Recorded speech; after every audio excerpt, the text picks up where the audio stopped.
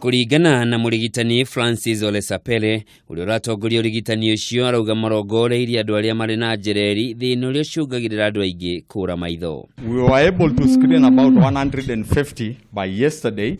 Now the target is about 200, but the surgery we are looking at about 100 cataracts operation. We have targeted to do about 50 operations today and another 50 operations tomorrow. Olesapele ni eranĩire andu aria othe mekwiyumiria hindi ya urigitani ucio ni mekurigitwo hatari na muthutukanio. On this camp was about a 3-day camp, but if need be, we will plan to continue doing the operations as per the patients come here. We are not going to leave any patient unattended. Handu-ini hake mumbunge wa gicigo kiu Aikari uria haririirie mihang'o ino anyitanire na gikundi kia Waso Resource Development Agency ni ugite mihang'o ino ni igutafania gicigo-ini ingi kuoneka mbeca cia kuigana. Giving back sight to those who lost is not a small thing for us.